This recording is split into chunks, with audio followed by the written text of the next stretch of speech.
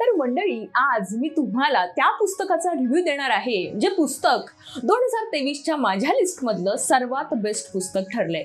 अर्थात मी बोलतेय इशिरो किशिमी आणि फुमिटागो कोगा लिखित the courage to be dislike या वन ऑफ द बेस्ट पुस्तकाविषयी. म्हणजे जर तुम्ही खरंच हे पुस्तक नीट लक्षपूर्वक वाचलत ना, तर तुम्हाला एक समजेल की हे पुस्तक लाईफच्या बेसिक फंडामेंटल्स विषयी बोलतं, जी खरं तर आपल्याला कधीच कोणी सांगितलेली नसतात, पण ती आपल्याला माहीत असायलाच हवीत अशीच आहेत. काहींना ती खटकू शकतात, काही जण त्या तत्वांशी असहमत सुद्धा असतील, काहींना सुरुवातीला हसायला सुद्धा येऊ शकतं. म्हणजे हे असं कसं असू शकतं असं आपल्याला वाटू शकतं. साहजिक आहे, मीही सुरुवातीला काही गोष्टींशी असहमत होते. काही गोष्टी मला पटल्या नाहीत, मध्येच पुस्तक सोडावंसं सुद्धा वाटलं. पण शेवटी जे आहे ते खरं आहे आणि जीवनाचं कटू सत्य आहे, त्यामुळे ते आपल्याला मान्य करावंच लागतं. चला, थोडक्यात तुम्हाला मी या पुस्तकाची स्टोरी सांगते आणि अर्थात या पुस्तकातले मला आवडलेले काही पॉइंट्स इथे शेअर करते. म्हणजे तुम्हाला अंदाज येईल की मी या पुस्तकाला इतकं बेस्ट का म्हणतेय आणि ते तुम्ही सुद्धा का वाचायला हवं. तर एक तरुण मुलगा आहे जो आपल्या एवढाच आहे, आपल्यासारखाच आहे, थोडा कन्फ्यूज आहे, धडपड करतोय, आपल्यासारखीच फाईट मारतोय. आता या सगळ्यात त्याची गाठ पडते एका फिलॉसॉफरशी, जो अतिशय हुशार, स्थिर आणि सॉर्टेड काइंड ऑफ आहे. तर त्यांच्यात जी काही चर्चा होते ना, ती संवादाच्या रूपाने लेखकाने या पुस्तकात मांडली आहे. आता तो संवाद असल्यामुळे ऑफकोर्स तो मुलगा म्हणजे मीच आहे की काय असं आपल्याला वाटायला लागतं, कारण आपली इन्स्टंट रिॲक्शन ही तीच असते जी लेखकाने त्या मुलाच्या तोंडी लिहिली आहे. त्यामुळे हे पुस्तक वाचायला अतिशय इंटरेस्टिंग वाटतं आणि रादर ते इंटरेस्टिंग आहे. बरं, अजून एक गोष्ट, या पुस्तकातला फिलॉसॉफर ज्या फिलॉसॉफीच्या आधारावर बोलतो ना, ती फिलॉसॉफी आहे अल्फ्रेड ॲडलर यांची, ज्याला ॲडलरियन फिलॉसॉफी म्हणून सुद्धा ओळखलं जातं. ज्यांनी फिलॉसॉफीचा अभ्यास केला असेल ना, त्यांना हे नाव परिचयाचं असेल. तर ॲडलरियन फिलॉसॉफीनुसार आपल्या प्रत्येक प्रॉब्लेमचं कारण आहे, मूळ आहे, ते म्हणजे आपले इंटरपर्सनल रिलेशनशिप. या पुस्तकातला शेवटचा पण मला सर्वात जास्त हिट झालेला हा पॉइंट म्हणून हा सुरुवातीला शेअर करते. परत सांगते, आपल्या प्रत्येक प्रॉब्लेमचं कारण आहे, मूळ आहे, ते म्हणजे आपले इंटरपर्सनल रिलेशनशिप्स. आता हे जेव्हा मी वाचलं ना, तेव्हा एक मिनिटभर हे पुस्तक मी बाजूला ठेवलं, कारण सगळ्या प्रॉब्लेमचं मूळ हे इंटरपर्सनल रिलेशनशिप कसं काय असू शकतं असा प्रश्न मला पडला. म्हणजे प्रेम न मिळणं, पैसा नसणं, शरीरात काही कमी असणं, जसं उंचीच कमी आहे, वजनच जास्त आहे, नोकरीचं प्रेशर, लग्न, संसार, करिअर, या सगळ्याला इंटरपर्सनल रिलेशनशिप कशी जबाबदार असतील, कशाचा संबंध यांनी कशाशीही जोडलाय असं एका पॉइंटला मला वाटलं. पण जेव्हा पूर्ण पुस्तक वाचलं तेव्हा मला याचं लॉजिक पटलं. मंडळी, विचार करा, आपल्यातला प्रत्येक माणूस, रादर हा समाज कशाने बनलाय? अर्थात नात्यांनी. माझं माझ्या स्वतःशी नातं, माझं माझ्या कुटुंबाशी नातं, त्यांचं त्यांच्या कुटुंबाशी नातं, असं करत करत हा समाज वाढत गेला आणि वाढत जातो. आता ॲडलरियन फिलॉसॉफीनुसार याच नात्यांमुळे आपले सगळे प्रॉब्लेम्स क्रिएट होतात. म्हणजे समजा तुम्ही या अख्ख्या जगात एकटेच माणूस असता, इतर कोणीच नसतं, तर दाट शक्यता काय असती की तुम्हाला काहीच प्रॉब्लेम नसले असते. येस, ते आहेत, कारण आपल्या नात्यांमुळे, तुमच्या इंटरपर्सनल रिलेशनशिप्समुळे. उदाहरण देऊन सांगते म्हणजे तुम्हाला समजेल की नक्की काय म्हणायचंय.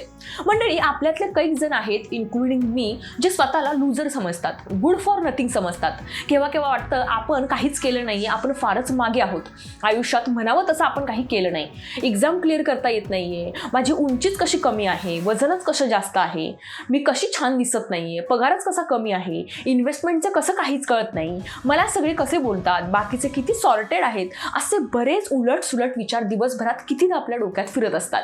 आता याचं सर्वात मोठं कारण पाहिलं तर ते आहे अपेक्षांचं ओझं.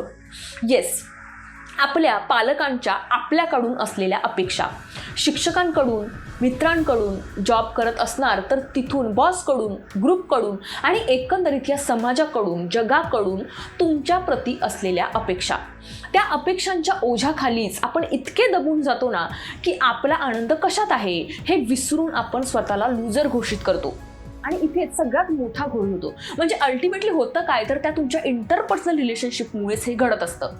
म्हणजे इतकं उच्च शिक्षण घेऊनही मला चांगल्या पगाराची नोकरी नाहीच लागली, 2 BHK नाहीच घेता आला, मी फेलच झालो, जॉबच गेला, डिवोर्स झाला, इन्व्हेस्टमेंट फसली, प्रमोशन झालं नाही, तर फक्त आणि फक्त इतर लोक मला कसे ट्रीट करतील, समाज माझ्याकडे कोणत्या दृष्टीने बघेल, 4 लोक मला काय म्हणतील, असा आपण विचार करतो आणि ह्याने हा गोंधळ इतका वाढतो की आपल्याला कुठे थांबायचं आहे हेच कळत नाही.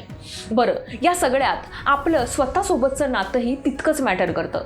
आपण स्वतःशी काय बोलतो, स्वतःला किती मान देतो, स्वतःच्या मतांना किती किंमत देतो, स्वतःला कसे वागवतो, हेही तितकंच महत्त्वाचं आहे. आणि हेच सांगायचा प्रामाणिक प्रयत्न हे पुस्तक करतं. आता यावर उपाय काय, ह्या इंटरपर्सनल रिलेशनशिपमधून तयार होणाऱ्या प्रॉब्लेमवर सोल्युशन काय काढायचं, ते वेगळे कसे करायचे, या सगळ्यातून आपण बाहेर कसं पडायचं, या सगळ्याचं सोल्युशन तुम्हाला या पुस्तकात मिळेल. आणि ते तुम्ही पुस्तकातच वाचावं म्हणून मी जेन्युइनली इथे काहीच तुम्हाला सांगणार नाही आहे. आता मी वळते दुसऱ्या मुद्द्याकडे. मला आवडलेला दुसरा पॉईंट आहे, ट्रॉमा डज नॉट एक्झिस्ट, किंवा याला आपण म्हणू शकतो we are free to choose the meaning of our experiences. म्हणजे काय ते सांगते. मंडळी, ट्रॉमा म्हणजे लहानपणापासून आपल्यासोबत जे काही घडलंय ना, मग ते आपले पालक आपल्याशी कसे वागले, आपल्याला लहानपणी कोणते अनुभव आले, शाळेत आपल्याला कसं वागवलं गेलं, नातेवाईक आपल्याशी कसे वागले, आपल्यासोबत बारीक सारीक काय काय गोष्टी घडल्या, या सगळ्यांनी मिळून बनतो तो म्हणजे ट्रॉमा. अर्थात त्या घटना निगेटिव्ह असल्या तर हा ट्रॉमा जास्त असतो. आता हे बोलताना किंवा रादर ह्या पुस्तकात जेव्हा आपण ट्रॉमा हा शब्द वाचतो ना, तेव्हा सुद्धा आपल्या बॅक ऑफ द माइंड ते पास्टमध्ये घडलेले एक्सपिरियन्स आपल्याला आठवायला लागतात. आणि त्यातून तुम्ही बाहेर पडता न पडता तोच लेखकाचं नेक्स्ट वाक्य असतं की ट्रॉमा डज नॉट एक्झिस्ट. आता हे ऐकल्यावर तर म्हणजे काय बोलणार ना, कारण आपल्याला जर आठवतोय आणि तरीही लेखक असं सांगतोय तर आपल्याला ते पटत नाही. त्यामुळे आपण तिथेच राम ठोकू शकतो पुस्तकाला, पण तसं करू नका. ते काय सांगायचा प्रयत्न करतात ते एकदा पहा. मंडळी, आपल्यासोबत जे काही घडलंय ना, जो एक्सपिरियन्स घडलाय ना, ना तो चांगला आहे ना तो वाईट आहे, फक्त तो एक्सपिरियन्स आहे इतकंच. आता त्याचा अर्थ कसा घ्यायचा हे सर्वस्वी आपल्या हातात आहे. मला सांगा, जे तुमच्यासोबत घडलंय ते खरंच तुम्हाला वाटतं का की कोणासोबतच घडलं नसेल किंवा घडत नसेल? शक्यता खरं तर 0 आहे. तुम्ही कितीही नाही म्हणा, पण आपल्याला येणारे प्रॉब्लेम्स किंवा अनुभव खूप लोकांना आधी येऊन गेलेले असतात, फक्त त्याची चर्चा होत नाही. ते येत असतात. मग ते लोकही अजून तिथेच आहेत का? तर नाही. त्यातले कैक लोक त्या अनुभवांना वेगळा अर्थ देतात आणि वेगळी उंची गाठतात. तर काही जणांना तो अनुभव म्हणजेच अख्खं आयुष्य वाटतं आणि मग ते तिथेच राहतात. तोच अनुभव आयुष्यभर उघाळत आयुष्य काढतात. What you want to be, that matters. I know हे पचायला थोडं जड जाऊ शकतं, पण तुम्हाला हे मान्य करावंच लागेल. आता या पुस्तकातला मला आवडलेला आणखीन एक पॉईंट. मंडळी, बऱ्याचदा असं होतं ना की आपल्याला वाटतं की आपण रागाला किंवा कोणत्याही भावनेला कंट्रोल करू शकत नाही. राग येतोय ना तर येतोय आणि मला तो व्यक्त करावाच लागतो, त्याशिवाय काही होत नाही, असं आपण बऱ्याचदा म्हणतो किंवा बऱ्याचदा लोकांकडून ऐकतो. पण एक सोपं उदाहरण लेखकाने इथे दिलंय, ज्याने हे सिद्ध होतं की भावनांचा कंट्रोल हा आपल्याच हातात असतो. कसं ते सांगते. मंडळी, तुमच्याही बाबतीत केव्हा तरी असं घडलं असेल किंवा तुम्हीही केव्हा तरी असं केलं असाल. समजा एक वडील आपल्या मुलावर प्रचंड संतापलेत. त्याने काहीतरी केलंय म्हणून ते त्याला रागारागात जोरजोरात अक्षरशः ओरडत आहेत. आता तितक्यात त्या वडिलांचा फोन वाजतो. मित्राचा फोन असतो म्हणून वडील फोन उचलतात आणि नॉर्मल टोनमध्ये म्हणतात, हॅलो, हां बोल ना, अरे जरा कामात आहे, काही अर्जंट आहे का? बरं, 5-10 मिनिटांनी फोन करतो. हो चालेल चालेल, बरं ठेवतो. आणि ते फोन ठेवतात आणि लागलीच मुलाकडे पाहून पुन्हा आवाज चढवून ते त्याला ओरडायला अक्षरशः सुरुवात करतात. आता मला सांगा, हे काय होतं? आपण म्हणतो की मी रागाला कंट्रोल करू शकत नाही, पण ह्याने फोन चालू असताना राग कसा काय कंट्रोल केला?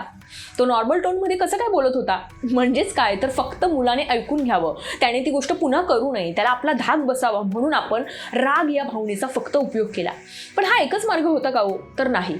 पण आपण तेच केलं आणि राग येतो तर येतो असं म्हणून आपण मोकळे झालो. पण हे असं नसतं. तर यावरून तुमच्या लक्षात आलं असेल की आपल्याला एखाद्या गोष्टीचा परिणाम घडवून आणायचा असतो ना, तेव्हा आपण आपल्या भावनांचा उपयोग करतो. पण याचा अर्थ असा नाही आहे की आपण आपल्या भावनांचा कंट्रोल घेऊ शकत नाही किंवा भावना आपल्या कंट्रोलमध्ये नसतात. खरं सांगते, ही गोष्ट मला याआधी कधीच कोणी सांगितलेली नव्हती किंवा मी नोटीससुद्धा केली नव्हती. ती या पुस्तकामुळे माहीत पडली. तर या झाल्या काही मोजक्या गोष्टी, पण हे पुस्तक या 3 गोष्टींच्याही खूप पलीकडचं आहे. The courage to be dislike या नावातच खरं तर सगळं आलं.